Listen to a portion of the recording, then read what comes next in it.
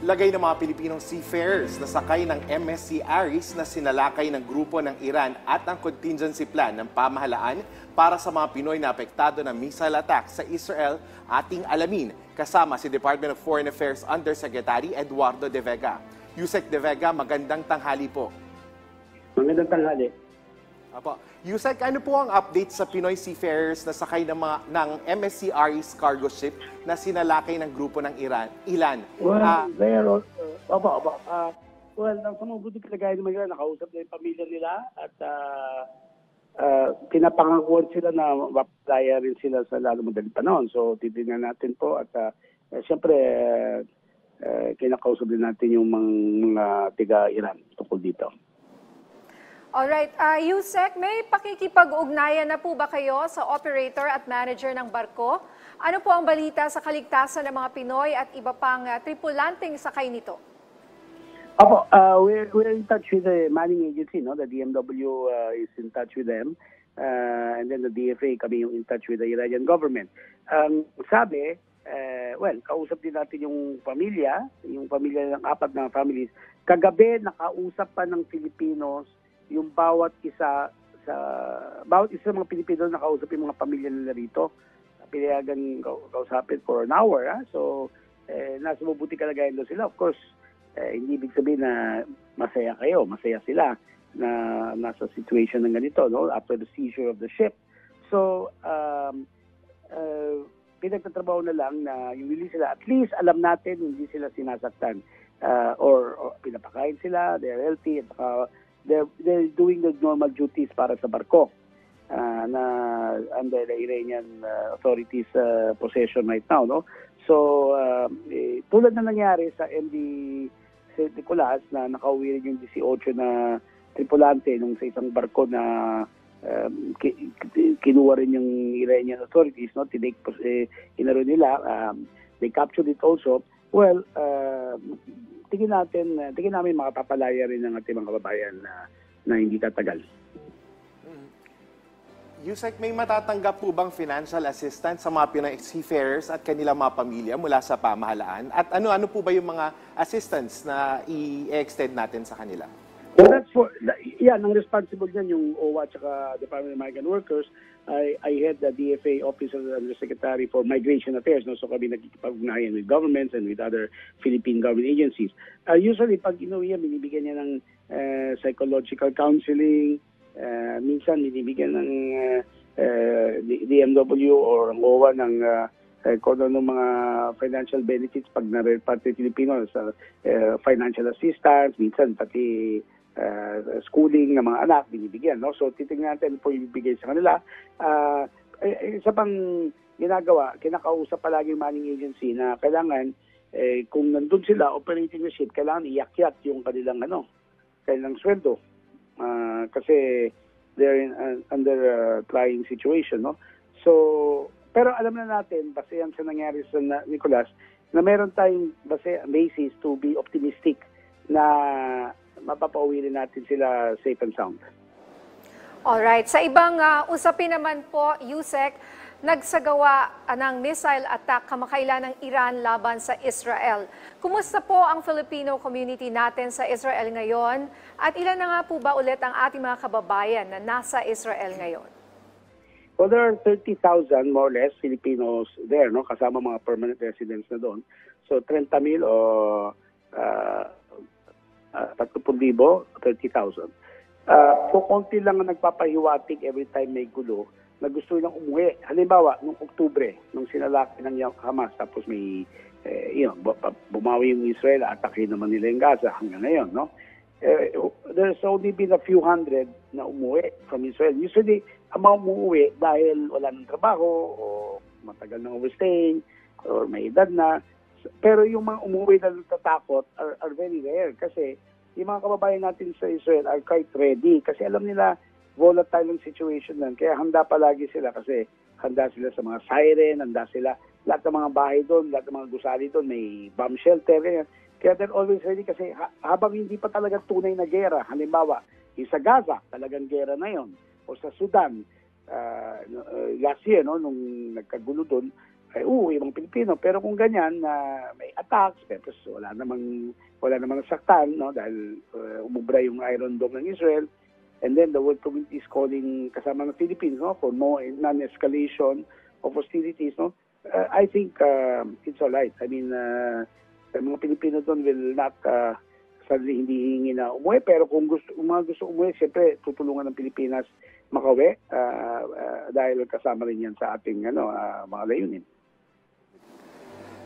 Yusek, dahil po doon sa nangyari, posible po bang mag-issue ng travel advisory laban sa pagbiyahe sa Iran at Israel, or may mga plano po ba na mag-raise ng alert level doon sa mga apektadong bansa?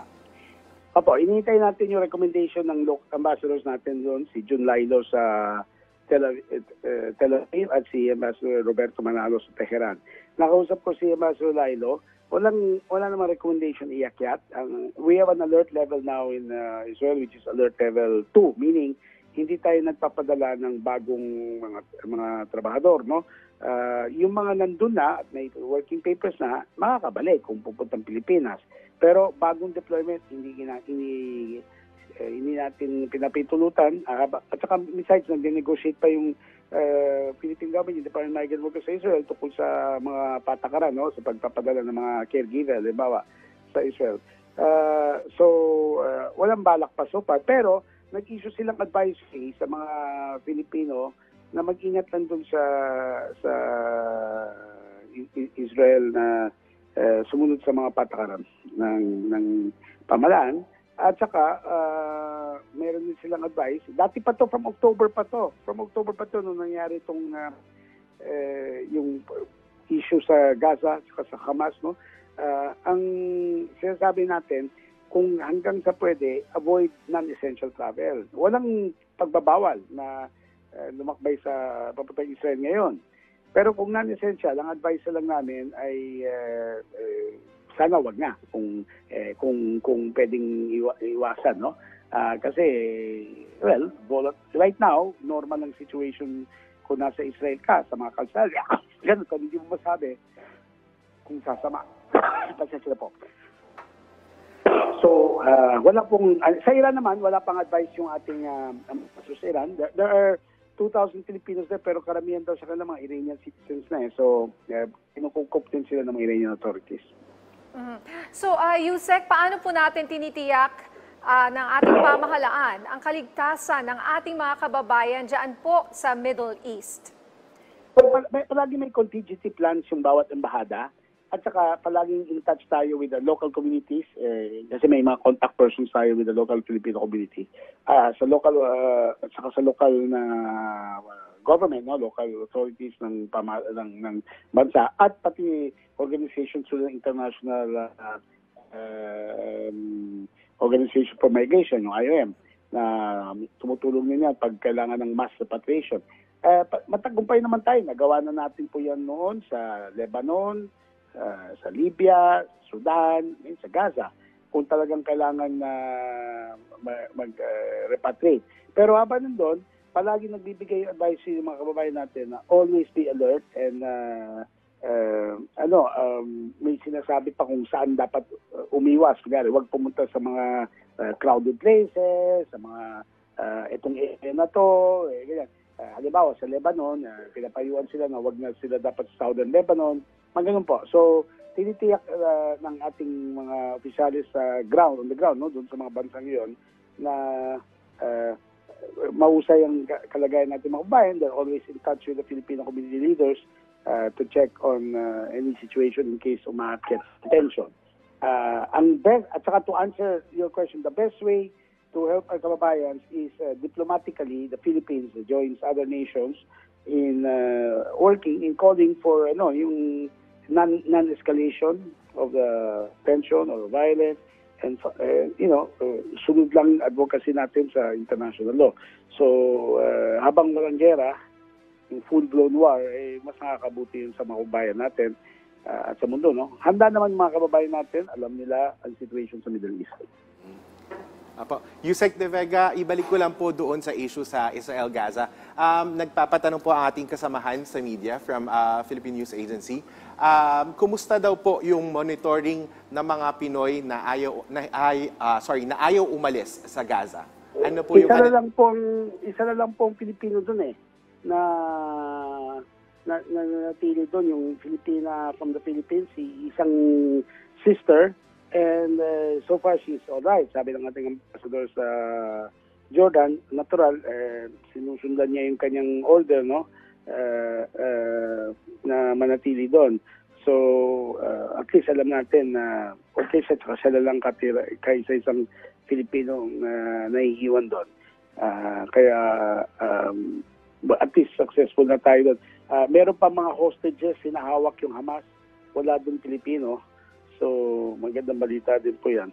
Of course, gusto rin natin sana matapos na itong gulo kasi related yan sa buong stability ng rehiyon, no? Pati sa nangyayari sa Red Sea. Asahan natin na magtagumpay itong mga initiatives ng iba't ibang bansa kasama ng US para magkaroon ng katapusan ng gulo, no? And para lalong matiwasay.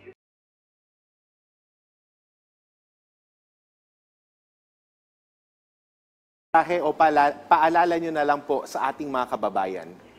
Mga kababayan, nandito ang pamahalaan ninyo, ginagawa namin lahat para sa ating mga kababayan. Kung meron kayong mga kamag-anak na natatakot kayo dahil hindi na kumukontak sa inyo, ganyan, huwag magtuloy yung contact either yung OWA or DFA, pwede rin yung DMW, sabihin sa amin para hanapin namin sila or check namin kamusta ang condition sila. Ganun pa man, kung lalakbay kayo, advice namin, kung hindi talaga super essential, kung pwede niyong iwasan, wag muna at this time habang hindi pa tapos yung sitwasyon, yung violent situation ngayon sa Palestine, no? So, nandiyan kami, utos ni President yan, huwag kayo mag-alala na tinitik ng ating mga opisyalis doon sa bawat embassy doon na minomonitor nila ang condition ng ating mga mahal na kababayan doon sa mga bansang iyon. Mabuhay po kayo. Maraming salamat po sa inyong oras, Department of Foreign Affairs Undersecretary Eduardo De Vega.